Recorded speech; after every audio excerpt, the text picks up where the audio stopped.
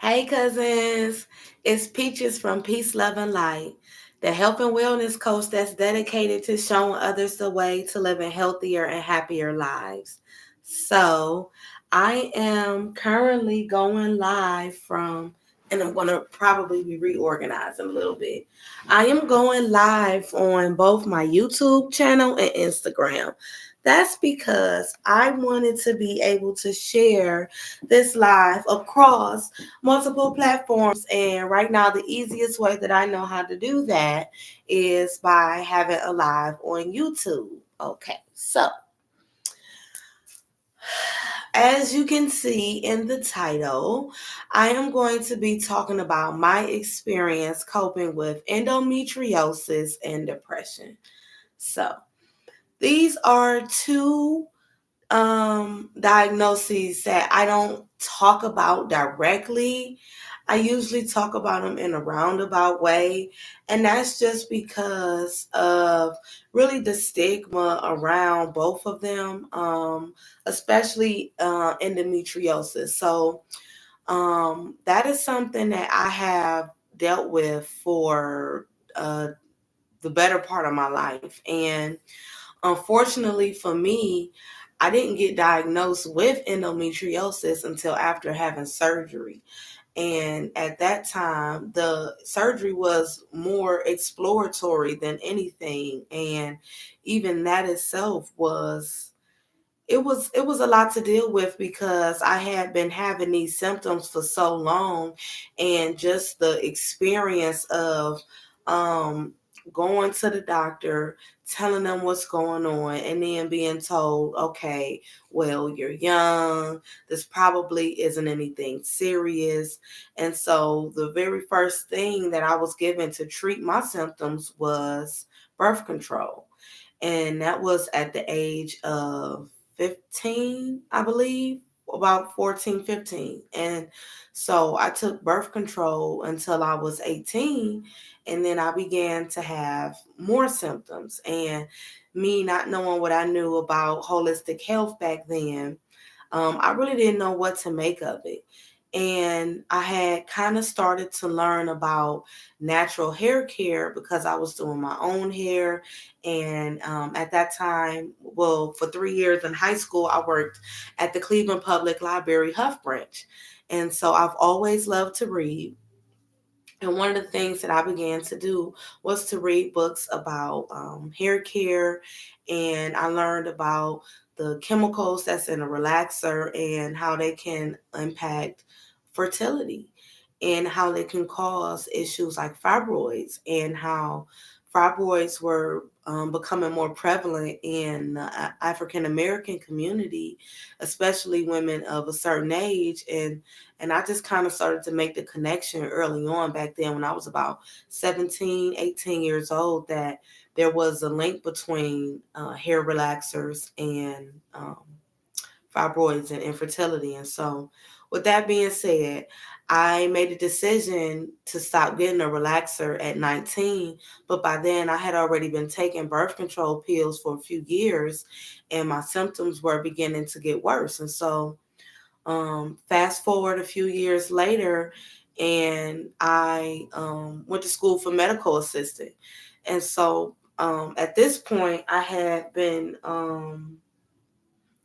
dealing with the depression also. And as an adolescent, I went to counseling, but I never went to like a psychiatrist or um, a psychologist. And so I never had any type of diagnosis in adolescence, but I definitely knew that something was off, something was different. I didn't know exactly if it was depression. Um, but I could say that I had suicidal thoughts. I'll say that. And so now fast forward to I'm 19. I'm having these issues with my cycle, as far as irregular bleeding, as far as severe cramping, and with no real reason as why this is happening. As far as my age, I'm being told by the doctors that I'm too young to have fibroids or to have polyps. And then also I did get an ultrasound at one point that didn't show anything. And so um, I stopped getting the hair relaxers. I started going to school for medical assistant. I graduated, and then that's when things really started to take a turn for the worse. And meanwhile, of course, my weight had been fluctuating off and on. But one thing that didn't ever seem to stop was the irregular bleeding. And so that was always a concern for me because, of course, I didn't want to be overweight, but also part of what I was told was causing these irregular symptoms was my weight. And so when I would lose weight, I couldn't understand why I would continue to have these issues. And so um, finally, I started having endless cycles, the best way to describe it. And I've talked about this often, but what I don't talk about often is how this couldn't have come at a worse time in my life. I was falling out with everyone, from my mother to my father to my siblings, um, my close cousins, my friends, just about everyone that mean anything to me at that point in my life. I was having like a falling out with, or just like a transformation of our relationship. And in most ways, the transformation resulted in the end of a lot of those relationships, or at least as I knew them anyway.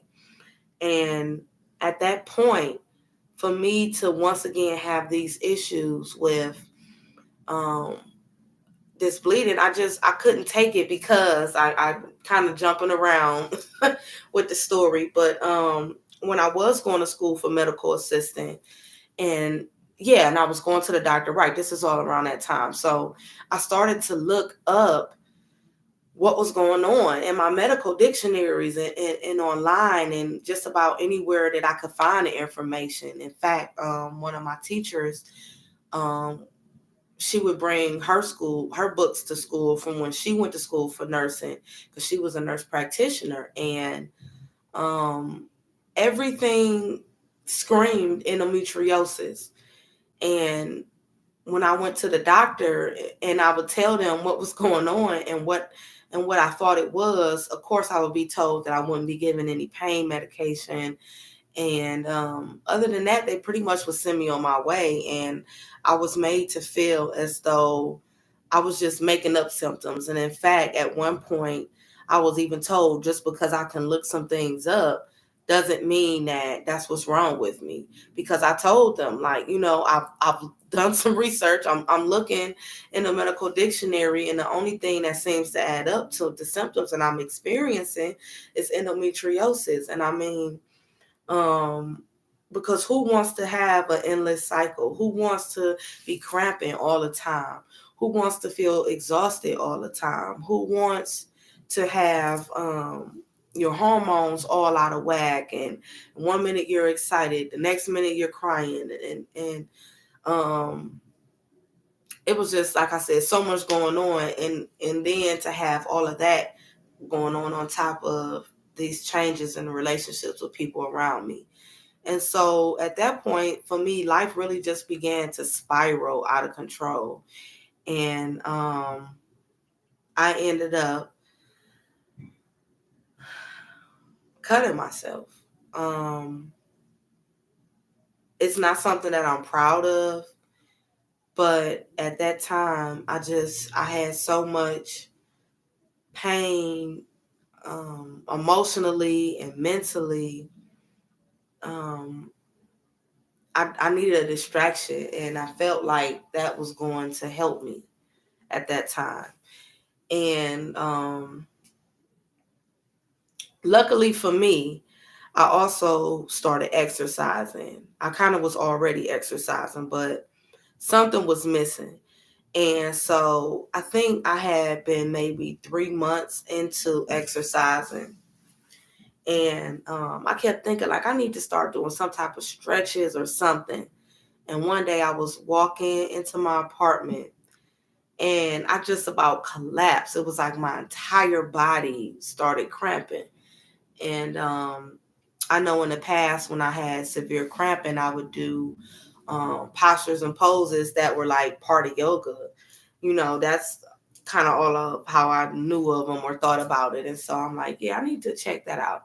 And so at first I started looking up poses, and all of them were, sure enough, coming up as yoga poses. So I'm like, okay, you know what? Maybe this is a sign. And that's when I first started doing yoga. And it was really just to help with the muscle cramps. And in no way, shape, or form was I doing it to help with my mentality, to help with the fact that I was cutting myself, to help with my cycle a little bit. It was kind of like once the poses started helping me with the cramping, then that's when I was like, wait a minute, you know, I've heard that women do certain postures to help with getting pregnant. And maybe there are some postures that can help with irregular bleeding. And so then that's when I started doing boat pose. And it just grew from there as far as me realizing how it helped me mentally. And um, so fast forward to 2023, um, I finally was able to get a doctor to take me a little bit serious. I got referred to a doctor to have surgery. Well, let's backtrack, not fast forward to 2023, fast forward to 2020, because that's when I had my surgery. But I found a doctor to take me serious enough to refer me to someone else, and a specialist. I'll just say that. And so it was with that specialist where a polyp was discovered, and I had exploratory surgery because she could see the polyp, but then she couldn't see the polyp. And so, and definitely knew that it was some type of obstruction going on from another test that I had that was unsuccessful in getting them an image. And so, um, like I said, it was after the surgery and after they found the adhesions inside of my ovaries, outside of my uterus, and on my intestines that I got my diagnosis. And um, I didn't even know what to make of it because for so long I had almost convinced myself that maybe it really was in my head, because I was going to the doctor, I was getting tests done, and surely they're doing all that they can to try to help me, right?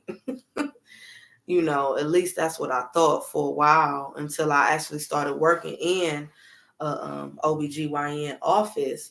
And I started to discover that people who had some of the symptoms that I had, they didn't have to experience bleeding for 10 months before they got some help.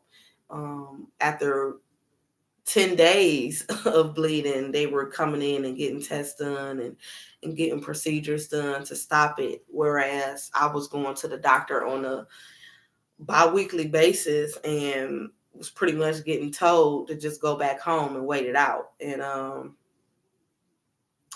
so that kind of really, it dehumanized me, and it almost made me feel like I wasn't even worthy of a diagnosis, because again, this is just all in my head. So when I got my diagnosis after having my surgery,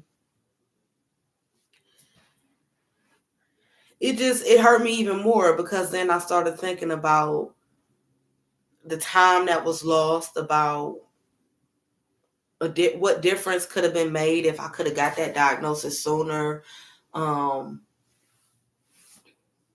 but also it made me realize that I needed to address the depression that I had, because for so long I had put it on my fertility issues.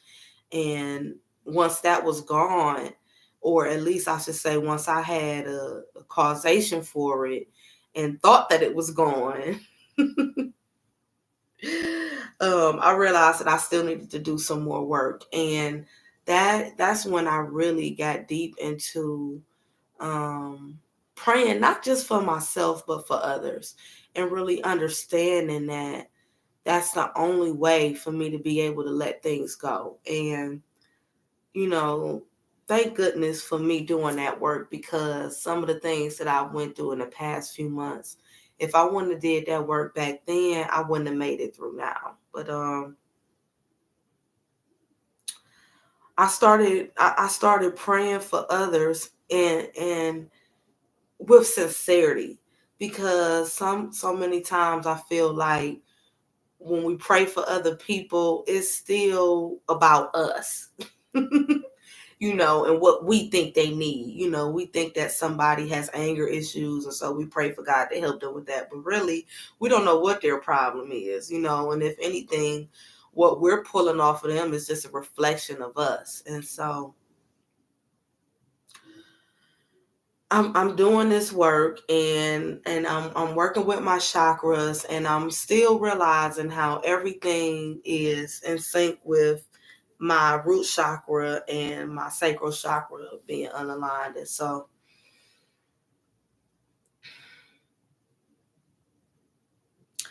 I keep doing the work, and sure enough, a year ago this month, the symptoms came back. And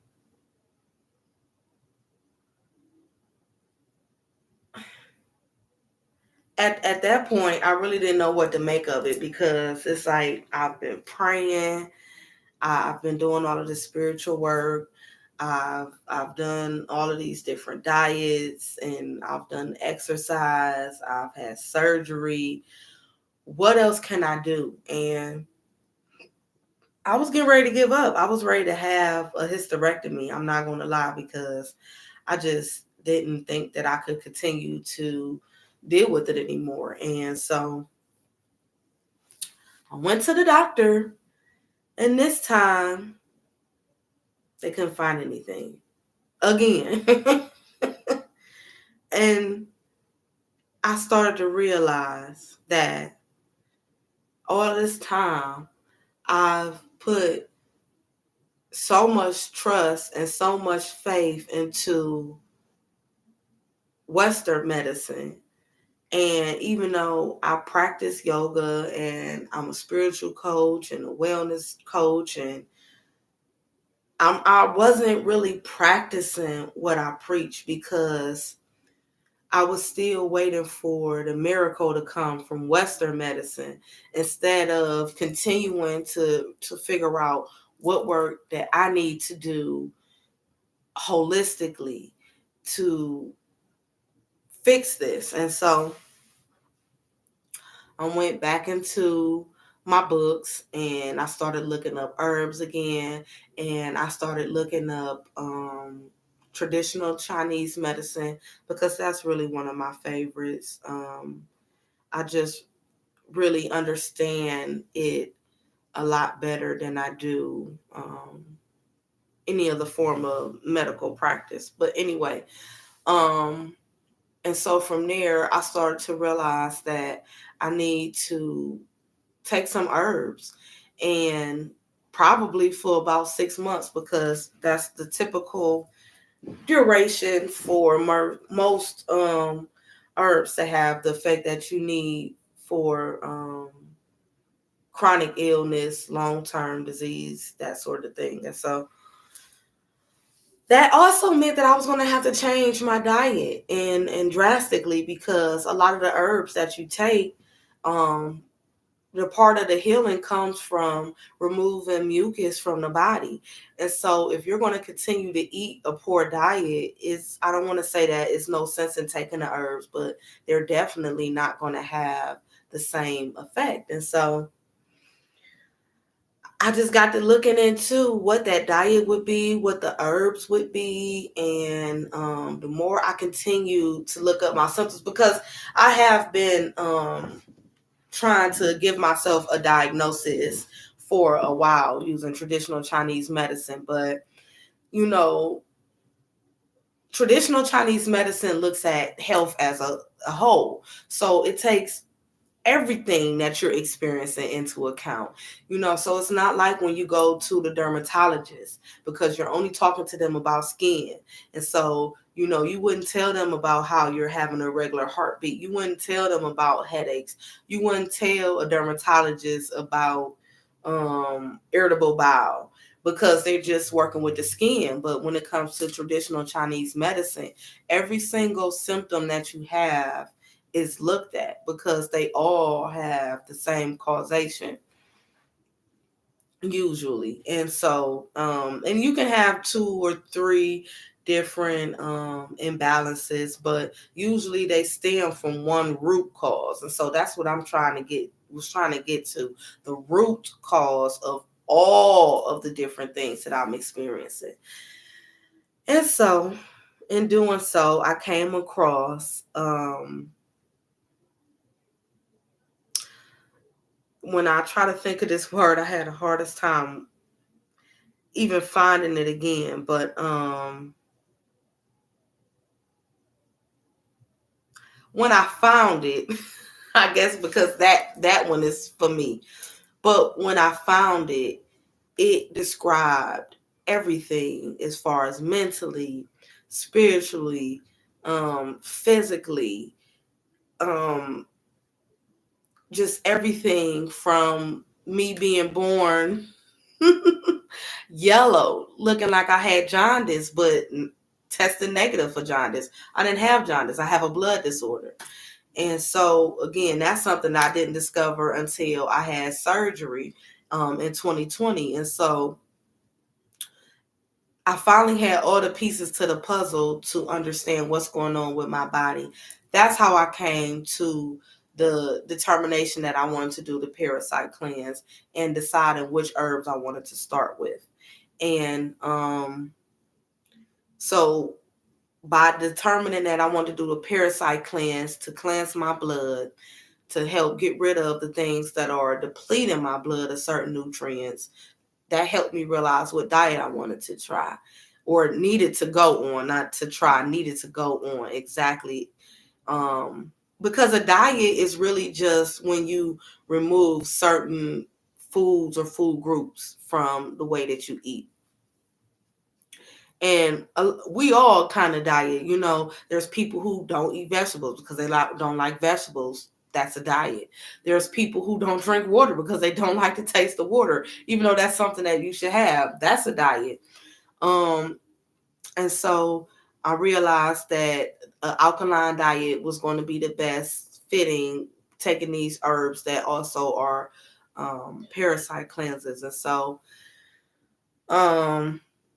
it's been full circle for me, because it's been a year, and I've gone back to the doctor again, and I'm so glad to say that it was actually 3 days into changing my diet that my symptoms went away. And now that I've got my results from my blood work, some of my hormones have improved. The ones that I was focused on, far as fertility, they have actually improved, because it was slightly elevated, and so now it's in the normal range. And the last time it was in that range is when I was taking medication, but that medication lowered my vitamin D levels, and it caused me to gain weight, and I had inflammation, and I had swelling on my ankles, and all kind of side effects. So with that being said, I was able to get my hormones where I want them to be at by changing my diet, taking dairy out of my diet, taking meat out of my diet, taking carbs and alcohol out of my diet, taking the herbs, and then also still doing a lot of spiritual work. Um, and and not just even doing it for me. I think that's another thing that's made it different this time, because so many other times in the past when I have worked on these issues that I have, I've always done it just for me. And this time I realized, as far as a spiritual point, that some of the issues that I have, like with the depression, it's so much bigger than just me and my generation. It's generational, meaning that it's some issues that happen to my parents and some issues that happen to my parents' parents and my parents' parents' parents that led to the things that happened in my lifetime. And then if I want these things to stop moving forward, and if I want to improve what happened in the past, I can do that, but I have to do it intentionally. And so, um, in doing all of this, I've strengthened the relationship with my mother and my father. And unfortunately, I also lost my father during all of this. And so, um, the fact that I can talk about this and I just recently lost my father and not cry is a testament to the work that I've been doing. And that's really what made me realize that I need to start talking about what I've gone through and being a lot more specific about it. And in due time, it's even more that I'll talk about as far as the depression and some of the things that I went through in my life that caused me to experience depression. It's hard for me to talk about it because of the fact that a lot of the things that happened to me happened within my family unit. And I don't think it's fair for me to tell anybody else's story. And definitely I don't want me telling my story to be an opportunity for me to pull somebody else down or it's not about like shaming nobody else because of what happened, but at the same time I have a right to tell my story just like they have a right to tell their story. And it's something that my father used to always say. And in his last days, I even had to remind him of this saying, if it's too bad to say, it's too bad to do.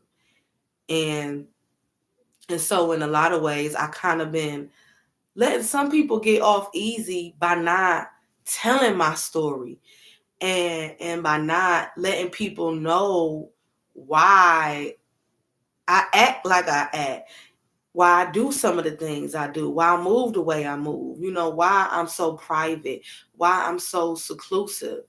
It's because I went through a lot. You know what I mean? It's because I've been hurt a lot. And not just by anybody, but by the people that's the closest to me, by the people that's supposed to nurture me, by the people that's supposed to teach me how to be a woman. I done had people like that tear me down and make me feel less than. And so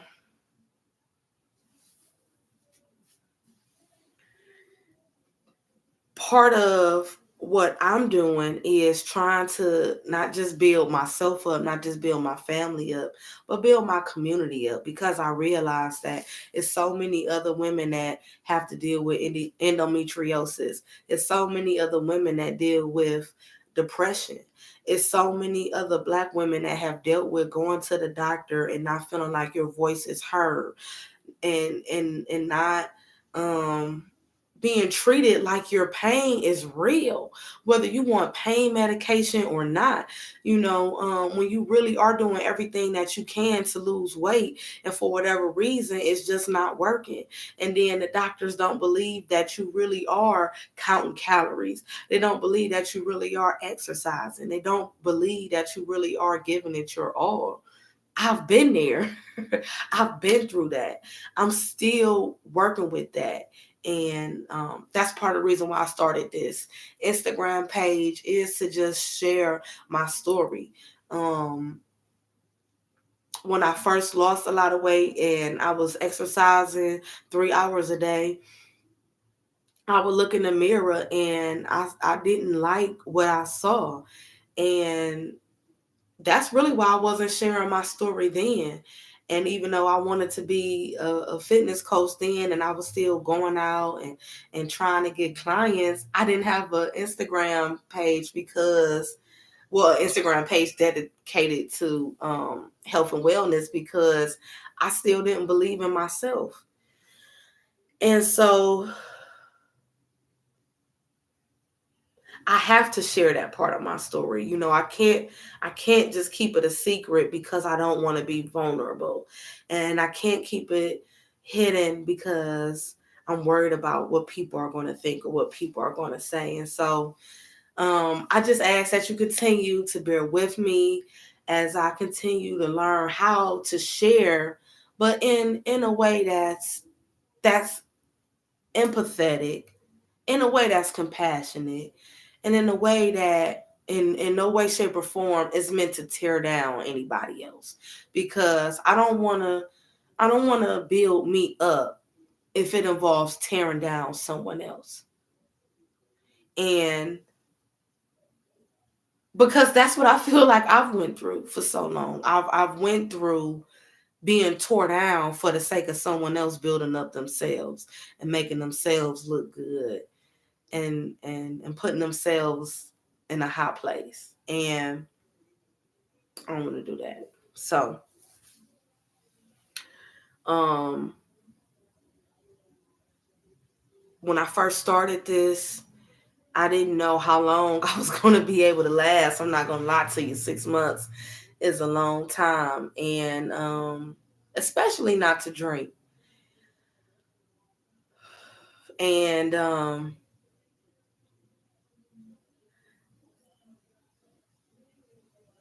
certain things like with my knees, I had been in an accident and dislocated both knees in two separate occasions. And I just kind of convinced myself that I was always going to have the pain, because why would I think that it's from the foods that I eat when I've tried a low fat diet? I've tried a vegetarian diet before in the past. I've tried keto. Um, I've did paleo. I've tried just about every kind of diet that you could think of, and I've still always had the regular aches and pains, and I've lost weight, I've gained weight, whatever, I've did all different sorts of exercises. And so, but here it is, 3 days after um stop eating meat, the pain in my knees started to dissipate. And here I am 3 months into not having dairy or meat and carbs and alcohol, and I don't have pain in my knees at all. And I'm not doing a lot of exercising. I'm just doing yoga. And so that's what was causing it. You want to talk about getting to the root cause of things. And so it just opened up my eyes, not just to my diet, but just how misled that we are. And it's a reminder to me of what it is that I do. I help people realize their truth, and what is really your truth? How does your body really feel? And what is actually causing it to feel that way?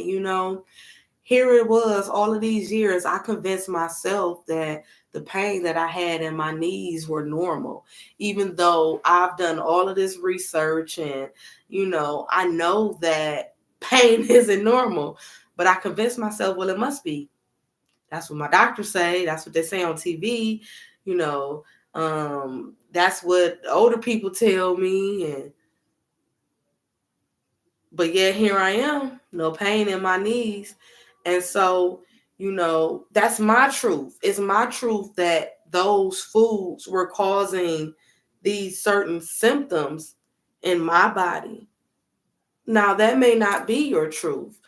And that's part of why people get personal trainers and people get spiritual coaches, wellness coaches. It's because a doctor, they're practicing medicine just like everyone else.